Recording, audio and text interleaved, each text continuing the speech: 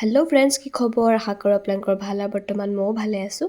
এয়া আমি তিনিওটা যাবলৈ ওলাইছোঁ বিশ্বনাথ চাৰিআলিলৈ। যিহেতু মই যাবৰে হ'ল, সেইবাবে ভাবিলোঁ আমি যোৱাই নাই ক'তো ওলাই অকণমান ফুৰিও আহোঁ। লগতে বিহুও আহি পাইছেহি, দুটামান বস্তু কিনিবলগীয়া আছে, সেইবাবে মাকো লৈ আহিলোঁ। মা থাকিলে বহুতখিনি সুবিধা হয়। ছোৱালী দেখিছেনে, মাৰ লগতে তেনেকৈ থাকে আৰু সেইকাৰণে মাও আহিলে। আমি যিহেতু ছোৱালীটোও আমি একেলগেই যাওঁ। দেউতা খালি অহা নাই। দেউতাৰ যিহেতু ঘৰত মিস্ত্ৰী লাগি আছে, ঘৰ বনাই আছে, সেইবাবে দেউতা অহা নাই। আমি কেইজনী আহিছোঁ। ছোৱালী আহিয়ে প্ৰথম ট্ৰেঞ্জলৈ আহিলোঁ। তাই এয়া ল'লেই নহয়, মামাকে দিলেই। তাৰপাছতে আমি এয়া কি কিনো আপোনালোকক অকণমান দেখুৱাম আৰু ভিডিঅ'টো ভালদৰে দেখুৱাম।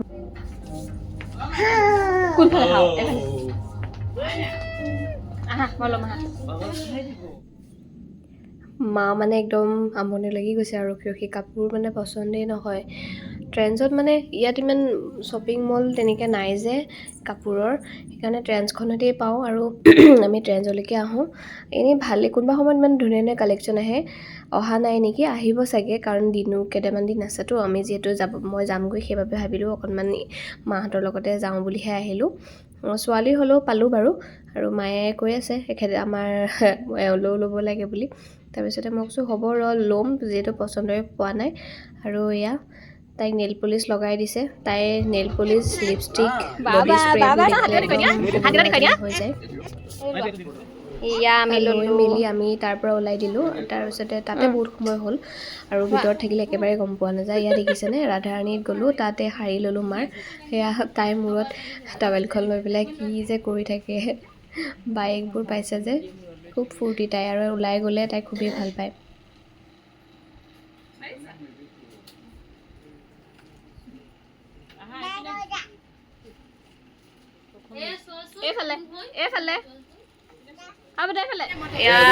এখন কি দোকানখনৰ নাম? দোকানখনৰ নামটো কি?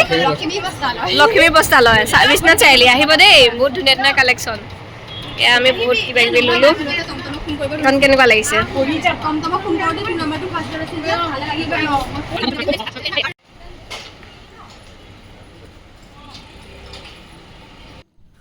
এইখন দোকান আকৌ মায়ে মানে গৈ পোৱাৰ পৰা খালি সেইখন দোকানৰ পৰা মোক কাপোৰ এযোৰ লৈ দিয়ে। মানে এইবাৰ মানে এনেই যে মই গুচি যাওঁ, কাপোৰ নলওঁ, মায়ে তেনেকৈ দিবলৈ নাপায় বা পইচা দিয়ে, কিন্তু মই ধৰক কাপোৰযোৰ লোৱা আৰু পইচা দিয়াটো বহুত বেছি ডিফাৰেঞ্চ ন। মায়ে মানে ভাবে তাই আহিছে বিহু বুলি কিবা এটা লওঁ, মানে মোক বাৰে বাৰে কৈ আছে সেইখন দোকান পৰাহে। আমি সেইখন দোকানৰ পৰা বহুত কাপোৰ ল'লোঁ। তাৰপিছতে আমি একদম ভাগৰুৱা হৈ পৰিলোঁ। দেখিছে চাগে, একদম চব দোকান চোকান বন্ধ হৈ গ'ল। আহি পেলাই স্প্ৰিং ভেলীত মায়ে পৰঠা খালে, ছোৱালীও খালে মা ভাগৰে, তাইও ভোক লাগিছিলে।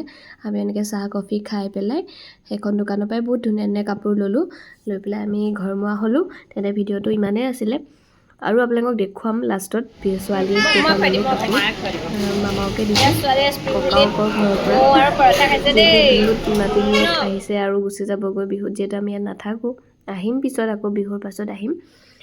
সেয়া ককাক আইতাকৰ একদম এতিয়াৰ পৰাই চিন্তা লাগি আছে, নাতিনীয়ে গুচি যাব। আকৌ সিফালেও ৰখি আছে ককাক আইতাক। উপায় নাই, দুইখন ঘৰে তেনেকৈ মিলি জুলি থাকিব লাগিব।